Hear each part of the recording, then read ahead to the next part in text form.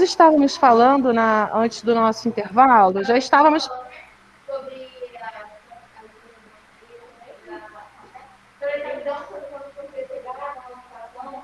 Sim.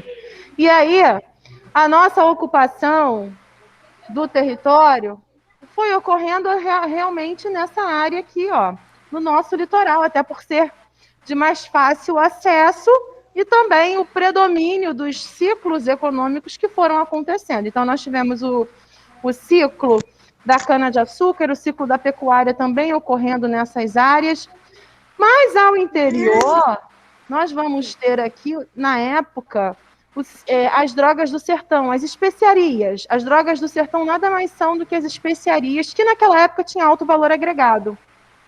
Tá tudo bem aí, Davi? Tá tudo bem? O que você tá fazendo, Davi?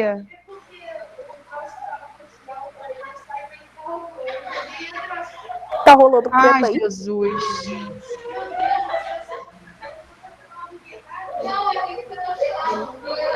Sei lá. Eu não achei nada, só achei esquisito. É. Pois bem, Davi, focando aqui. Como nós estávamos falando, então, a respeito do processo de ocupação, cidades, construções de estradas começaram a ser... Professora, que página? Não estou em página ainda não, presta atenção aqui no slide. Depois a gente vai para as páginas e eu vou pedir para vocês grifarem alguns pontos, tá bom? E aí, ao longo desse período, né, enquanto eles estavam produzindo, plantando a cana, transformando, produzindo o açúcar nos engenhos, a gente vai ter a construção de casas, de cidades ainda muito simples, estradas de terra que foram sendo abertas, né, no meio aí dessas áreas, para poder escoar a produção para os portos e levarem para Portugal. Então, a gente começou, então, aqui um processo de crescimento das cidades brasileiras, tá certo? No século XVIII, nesse meio tempo, antes aqui, faltou falar sobre isso aqui, mas, na verdade, a gente já tinha conversado, né? Portugal e Espanha assinaram o Tratado de Madrid no ano de 1750, no qual o nosso território brasileiro ele assume quase todo o formato que nós temos na atualidade, porque até então, apenas as terras a leste desse tratado pertenciam a Portugal, o restante pertencia à Espanha, né?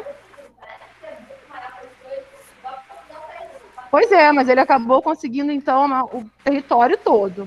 No século XVIII, a gente já vai começar também um outro ciclo muito importante para o crescimento do Brasil, crescimento de cidades, desenvolvimento mesmo, com o ciclo do ouro. A mineração que chegou, né, através dos bandeirantes. Os bandeirantes eram aqueles exploradores de terras que buscavam metais preciosos, que buscavam ouro, que buscavam riquezas nas terras. Então, esses bandeirantes, eles faziam incursões para o interior do Brasil na procura de novos produtos a explorarem para que a coroa portuguesa pudesse fazer a exploração. Então, essas expedições rumo ao interior, elas eram bem conhecidas, eles levavam os indígenas para irem abrindo, né, os caminhos para eles, ninguém melhor do que o indígena para conhecer o território, que já estava aqui muito antes dos portugueses chegarem, né? Então, eles levavam esses índios também para abrirem a mata fechada, para ajudarem eles nesse processo de chegada no interior. Fala. A ajuda era obrigada. Eles eram escravos, então eles tinham que ir de qualquer maneira. Sim. Mas eles não foram catequizados? Eles foram catequizados e acabaram aprendendo português também. Na verdade, naquela época, esse processo de catequização, ele tinha uma outra, vamos dizer assim, na verdade, eles não queriam que eles aprendessem sobre a religião católica. O interesse deles era que os indígenas aprendessem a falar o português para que eles pudessem entender as ordens e os comandos. Então, eles usaram a religião católica naquela época, usaram os jesuítas para que os índios aprendessem o português, né? Durante um bom tempo, eles catequizaram esses grupos de indígenas, então eles já entendiam e iam junto porque eram obrigados a irem nessas excursões aí, nessas incursões para o interior, ok?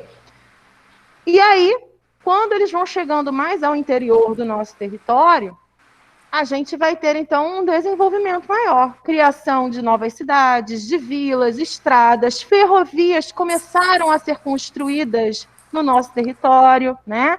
Para que eles pudessem escoar aquela produção do interior para o litoral, para os portos, né? Onde seriam exportados, seriam levados para Portugal. Então, todo o nosso território, todo o nosso espaço geográfico foi sendo moldado segundo os interesses da coroa portuguesa, sem nenhum tipo de planejamento.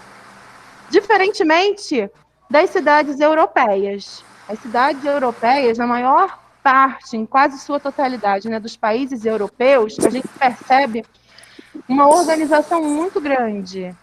Cidades, elas são planejadas para conter o crescimento populacional. Por quê? Contendo o crescimento populacional, o governo local ele pode oferecer à população uma excelente qualidade de vida, pode oferecer segurança, saúde, educação de qualidade a essa população. Diferentemente daqui, a gente não tem um planejamento nesse sentido. E isso vem desde o passado. Nós crescemos de maneira desordenada.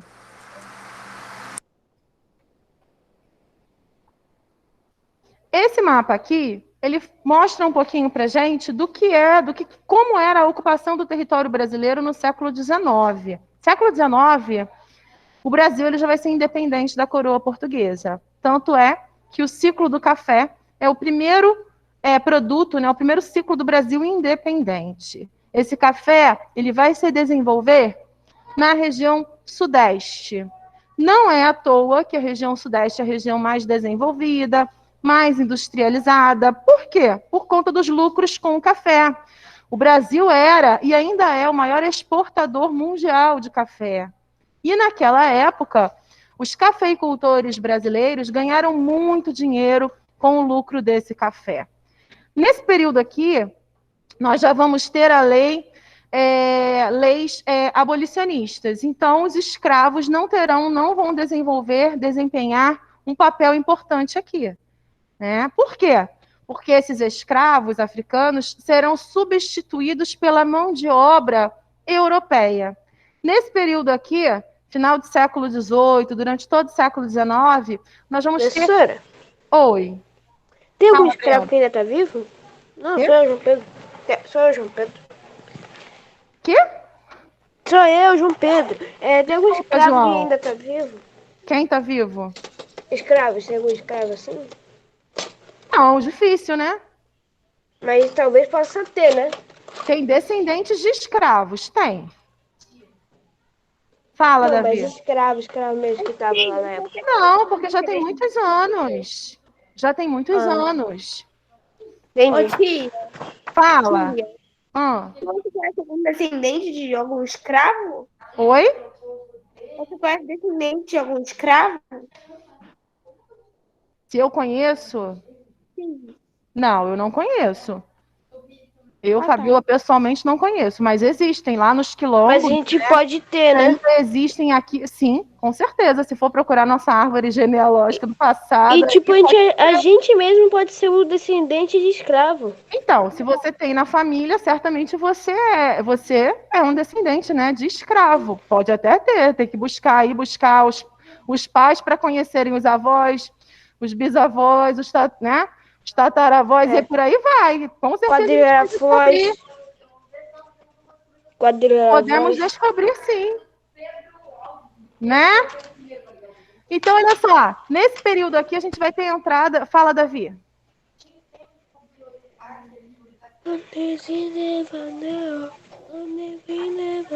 Sim, sim. Só um minutinho, tem alguém cantando aqui. Dá para desligar o microfone? Fala, Davi. O povo de Urubá, ele morava num lugar. Ontem passou uma reportagem de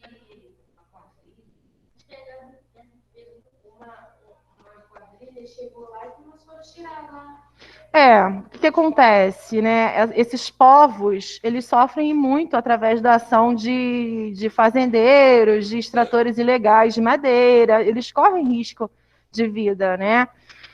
Tanto os indígenas quanto ainda as regiões aí do povo quilombola que ainda tem aqui no Brasil, eles sofrem por conta de quererem pegar as suas terras. Sofrem perigo, sim. Mas então, nesse século XVIII, século XIX, a gente vai verificar a maior entrada de imigrantes no Brasil. O governo brasileiro vai começar a estimular a entrada desses imigrantes aqui. Para quê? Para trabalharem nessas fazendas produtoras de café, por exemplo. Ou seja, a mão de obra do negro africano só servia enquanto ele era escravo. Porque até então, enquanto havia escravidão no Brasil, eram eles que faziam esse trabalho. Mas depois que eles se tornaram livres, os senhores, os grandes cafeicultores, eles não queriam pagar um salário digno a essas pessoas. E aí começaram a estimular a vinda desses imigrantes para trabalharem no lugar desses escravos africanos. Então, esses coitados, né, os negros, eles acabavam ficando à margem da sociedade, na marginalidade, porque eles moravam antes, quando eles eram escravos, naquelas fazendas. E depois que eles foram livres, os donos das fazendas liberaram eles não podiam ficar, muitos ficavam na rua mesmo, porque não tinha onde. Imagina a dificuldade, não tinha trabalho, não tinha salário, não tinha casa, ia viver de quê? O racismo que tinha lá era grande, aí se eles ia ser bem difícil eles acharem um trabalho, alguma casa assim. Poucas eram as pessoas que ainda contratavam, que eram à frente do seu tempo, mas a maioria desses senhores, desses grandes produtores rurais, não aceitaram. Tanto é que quando o imigrante europeu chegou aqui, eles recebiam salário. Professor, era caro, né, comprar um escravo. Exatamente, né? Então começou a surgir outros tipos de problema, como a violência, por exemplo, porque se ele não tem como, da onde comprar, se ele não tem trabalho, como é que ele vai fazer para se alimentar? Como é que vai fazer para alimentar seus filhos? E aí acaba gerando outros problemas sociais. Nesse tempo aí, o nosso espaço geográfico ele foi sendo produzido, foi sendo alterado. Professora? Oi. Eu já vi um filme que falava sobre isso mesmo. Não é de nem filme, vai sair na Globo esse negócio aí. Qual é o nome do filme? Não lembro o nome. Mas passou ano passado na Globo. Não era filme, não. Era uma série do Globoplay. Bom, depois quando você lembrar do nome, você me fala. Eu acho que eu vi. Daqui lá era ao contrário, entendeu? Mas... É isso que ele tá falando aqui. Mas qual é o nome da série? Depois quando você se lembrar, você me fala. Eu acho que é uma coisa de cor, assim. Tá. Mas é alguma coisa assim, cor, sei lá o que, não lembro. Tá. Fala, cara.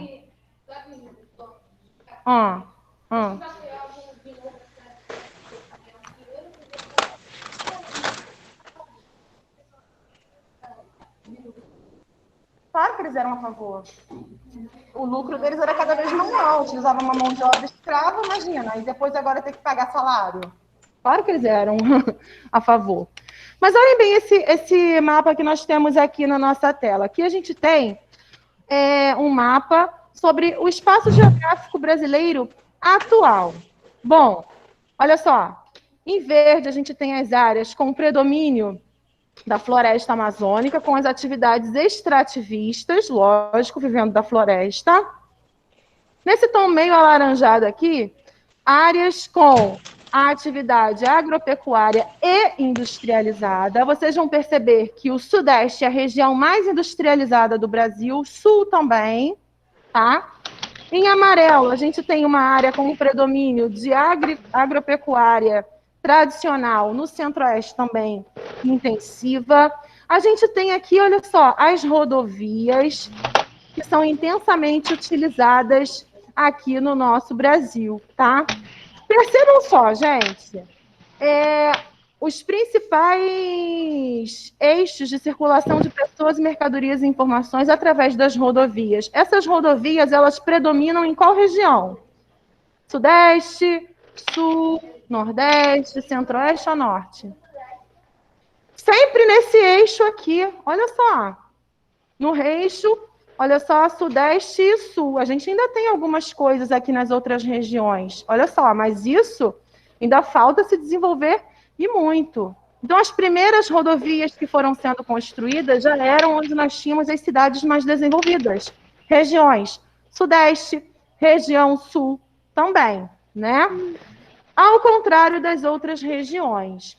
Com o passar do tempo, né, isso já no século XX, o governo brasileiro ele estava preocupado, né, e sentia a necessidade de promover uma integração maior do nosso território. Como assim? Promovendo o desenvolvimento de construções de novas estradas. E aí, no governo de Juscelino Kubitschek, nós vamos ter a construção da capital Brasília, porque até então, a capital do nosso Brasil, ela também ficava no litoral. Primeiro ficou no Nordeste, depois veio para o Rio de Janeiro, do Rio de Janeiro que ela migrou para Goiás, né? Então, nós vamos ter o Distrito Federal. Qual foi o objetivo? Acredito que não, porque já criou uma cidade toda planejada, né? Qual era o objetivo de colocar, então, a capital do Brasil no interior do nosso país? Temos que pensar, hoje é tudo mais fácil, a gente tem a internet, a gente pode mexer no nosso celular, ter acesso à informação a tudo de qualquer lugar. Mas e se a gente quiser fazer uma compra, só comprar pelo celular mesmo. Então... Não é? Mas naquela época você tinha o nível, né, de isolamento entre as cidades era maior. Você não tinha internet, você não... Ficava mais difícil de você saber das informações das outras regiões, entendem? Então, mais fácil botar logo no centro? Por quê? O objetivo, porque justamente aqui em Goiás, por que aqui no centro? Ele tinha um objetivo de promover a integração do Brasil. Sair um pouquinho desse eixo Rio, São Paulo, que eram as principais cidades de maior efervescência política e econômica do Brasil, e ele queria levar esse mesmo desenvolvimento do eixo Rio-São Paulo para o restante do Brasil. Para isso, ele precisava também tirar a capital, levando-a para um lugar. E aí, Brasília, ela foi construída na década de 50, ficou pronta em 59, foi uma transformação muito grande, porque foi uma cidade que foi criada, foi planejada, né, por Oscar Niemeyer, que foi assim a pessoa que idealizou todas aquelas formas, aquela estrutura, e criaram aquela cidade. Aham.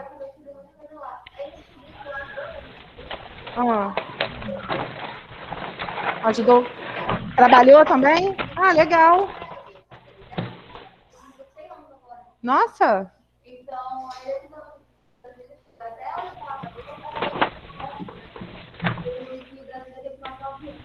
Sim. Isso. Criado, construído. Muito legal, né?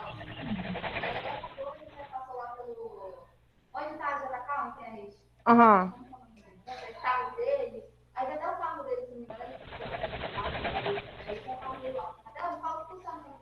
Aham. Muito legal. Fala, Ana, você que levantou a mão, você queria falar aquela hora? Esqueceu? Quando você lembrar, você fala logo, tá? É porque eu estava falando, se eu parasse no meio da explicação, ia cortar o meu pensamento e eu ia esquecer o que eu estava explicando aqui. Fala, Carlos.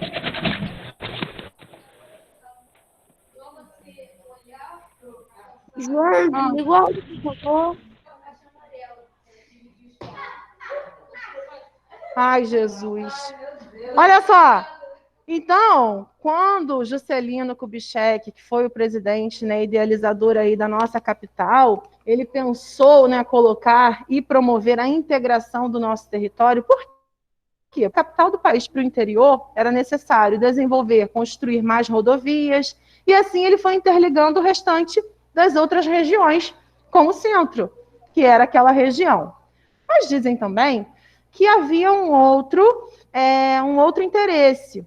Hoje em dia, isso não acontece mais, visto que a gente tem aqui o nosso acesso ao celular, a gente tem acesso à internet a qualquer hora, a qualquer tempo, de qualquer lugar do mundo, a gente pode acessar a rede social e saber o que está acontecendo. Mas como naquela época era mais difícil, ele também quis afastar a capital do Brasil, do país, do fervo político. Rio e São Paulo sempre foram as cidades mais politizadas. Então, afastando, colocando a capital do Brasil num lugar mais afastado, estava distante de protestos, estava distante de qualquer efervescência política. Lógico, isso hoje é humanamente impossível. Há uns anos atrás, no período aí do impeachment da Dilma, vocês lembram quantos protestos se fizeram lá na esplanada dos ministérios, lá em Brasília? Então, hoje isso não é mais possível, mas naquela época era, porque o Brasil não era tão interligado quanto hoje, não havia todas essas rodovias, essas coisas que promoviam a integração. Beleza? Alguma dúvida? Dúvida, pessoal de casa? Não. Não? Não. Agora, então, vamos abrir o nosso livro, por favor? Vocês vão abrir agora na página 350. Página 350. Abriram? Peraí, pra eu ver. Sim, te abrimos. Aqui na página 350, a gente tem o processo de ocupação do território brasileiro. Aí nós temos o primeiro mapa. Território brasileiro, ocupação no século XVI. Vocês vão grifar? Vocês vão grifar? Não, espera aí. Vocês vão grifar, vocês acabaram de voltar do recreio. Vocês vão grifar os seguintes tópicos. Bem aqui nessa parte, ó. 350, aqui embaixo. Bem aqui embaixo. Tá. Vocês vão grifar a seguinte frase. Durante o século XVI... Para, Carol. A ocupação portuguesa se deu na faixa litorânea brasileira, até brasileira. Localizaram a frase? Sim, já tem para marcar texto. Agora, continuando na frase, vocês vão grifar. Aí tem assim, ó, principalmente nos estados tal. Vocês vão começar a grifar. Onde ocorreu a intensa exploração do pau-brasil? É até para o Brasil? Até a produção de açúcar. E a implantação dos engenhos e produção de açúcar. Só até aí. Durante o século XVI, até a faixa litorânea brasileira. Depois, onde ocorreu a intensa exploração, até a produção de açúcar. Grifaram? Peraí. No século XVII, que é o mapa do lado, vocês vão grifar. Foi marcado pela expansão e ocupação de áreas do interior da colônia para a expansão da atividade pecuária. Até onde? Até pecuária. Tá bom. Já achei. Vou marcar aqui, tá, tia? Espera um pouco. No último parágrafo dessa parte aqui, nós temos assim, a região amazônica, vocês vão grifar. Região amazônica passou a ser ocupada e explorada. É explorado? Explorado. E depois vai marcar as palavras drogas do sertão.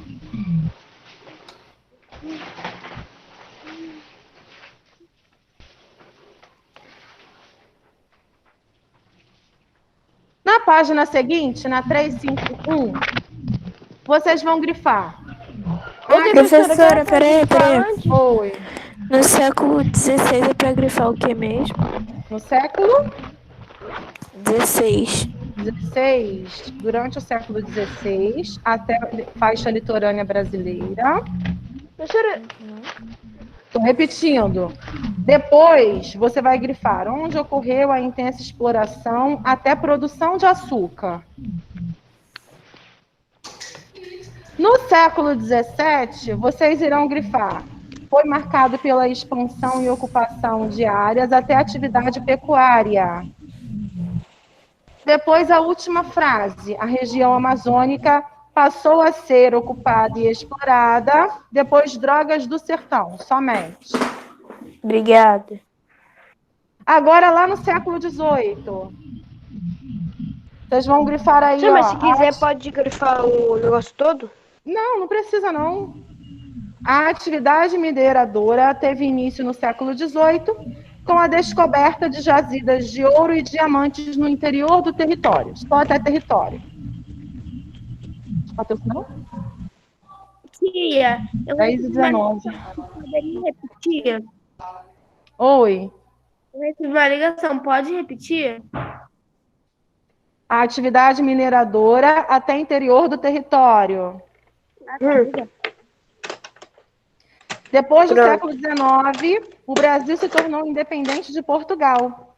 O café passou a ser o principal produto brasileiro. Só até brasileiro. Beleza? Sim. Vou ficando por aqui até a nossa última aula. Professora, século XVIII é pra coisa o quê? Até Ju, onde? agora eu fechei bem o meu livro. Espera aí. No século XVIII, a atividade mineradora até interior do território. No século XIX brasileiro, né, tia? Isso, até brasileiro. Vou parando por aqui, tá? Até a última aula. Até a última Até. Até.